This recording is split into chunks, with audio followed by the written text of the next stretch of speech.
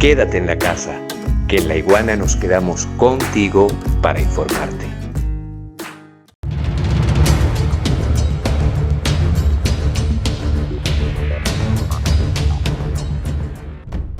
En Latinoamérica, 5 enemigos del humanismo, el derecho internacional y los derechos humanos coexisten con el COVID-19. 4 de ellos tienen su origen en laboratorios y tanques de pensamiento humanos, y aún nadie se hace responsable por ello. Xenofobia. La xenofobia inyectada contra los venezolanos se acentuó en tiempos de crisis sistémica, y no es un fenómeno etéreo o abstracto, es algo tangible para muchos venezolanos. Usted se tiene que largar de este país. No me venga a mí a decir en mi país que lo respete, hijo de puta. No. Ay. Venezolano invasor atrevido. Ush, ¿a dónde?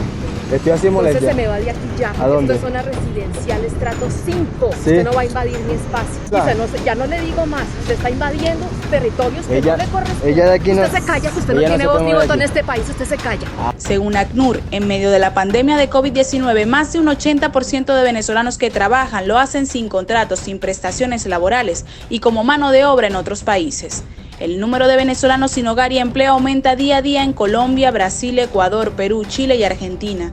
Algunos de ellos se ven obligados a recurrir a la prostitución, la mendicidad o el comercio ambulante. Frente a eso, el gobierno venezolano dispuso planes de contingencia de búsqueda de venezolanos en distintas latitudes y recibe bajo estrictas condiciones preventivas a venezolanos en la frontera con Brasil y Colombia. Paramilitarismo, el germen de la violencia. El paramilitarismo, que sí fue creado por el ser humano, tiene su foco rojo en Colombia. Desde abril, movimientos sociales denuncian que los paramilitares y grupos irregulares se han erigido como el Estado en el Bajo Cauca antioqueño. Esto en medio de la cuarentena preventiva social. Desde marzo, el gobierno venezolano denuncia que Colombia aprovecha tal contingencia para entrenar y colar paramilitares y mercenarios a Venezuela en medio de un estado de emergencia. Todo con el aval del presidente Iván Duque. Por ello decretó en abril toque de queda en la ciudad fronteriza de San Antonio, en el departamento de Bolívar y en el municipio de Ureña, en el departamento del Táchira. Las sospechas y acusaciones luego se materializarían. El paramilitarismo, esa mala semilla sembrada y cultivada como la coca durante décadas en Colombia, desemboca en otra epidemia silenciosa.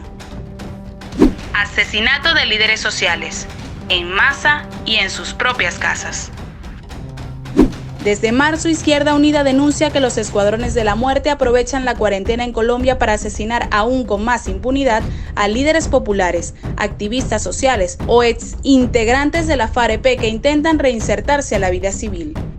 Organizaciones de derechos humanos y movimientos sociales en Colombia denuncian el incremento de amenazas de muerte a través de redes sociales como WhatsApp. Según Marcha Patriótica, 35 líderes sociales han sido asesinados en cuarentena y el contador sigue sumando. Los líderes son asesinados en sus propias viviendas. Cuarta epidemia, la soberbia presidencial como apuesta neoliberal.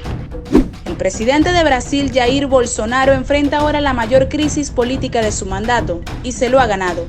Entre su soberbia negligente para aceptar que pone en riesgo a la población y su insistencia en repetir el modelo Trump republicano del libre porte de armas y el racismo, Bolsonaro proyecta que el COVID-19 afectará al 70% de la población y no hará nada para evitarlo. Lo acepta como una infeliz realidad.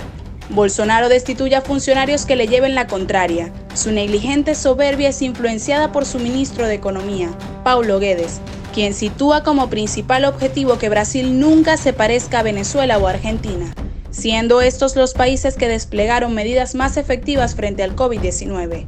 A esto el presidente argentino Alberto Fernández responde: el Producto Interno Bruto se recupera, pero nadie vuelve de la muerte. A Bolsonaro los fantasmas de los caídos y los que están por caer por el COVID-19 ya se le manifiestan como un espectro susurrante de la expresión impeachment. Pero mientras, el virus amenaza la supervivencia de comunidades indígenas que defienden la Amazonía de la depredación por parte de las transnacionales. Otro infectado de soberbia neoliberal es Lenín Moreno.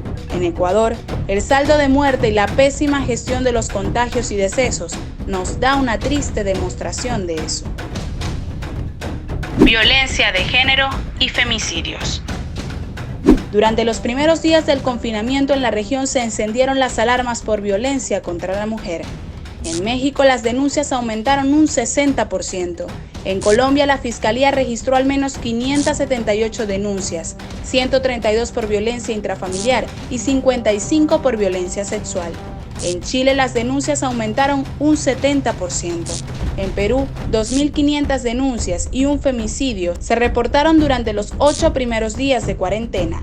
En Bolivia se registraron 246 denuncias de violencia intrafamiliar entre el 21 de marzo y el 5 de abril. En Ecuador se registraron más de 6.000 denuncias de casos sospechosos. En Venezuela, 21 femicidios en marzo y 31 en abril, uno por día.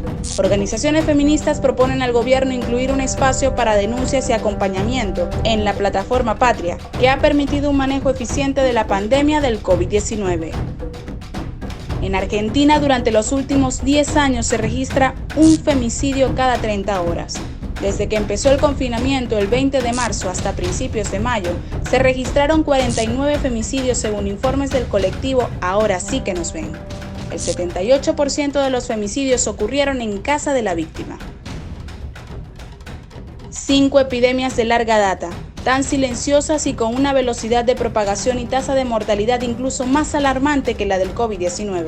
Para ellas tampoco existe vacuna, pero faltaría ver cuántos y cuáles organismos y gobiernos están realmente dispuestos a hallarla.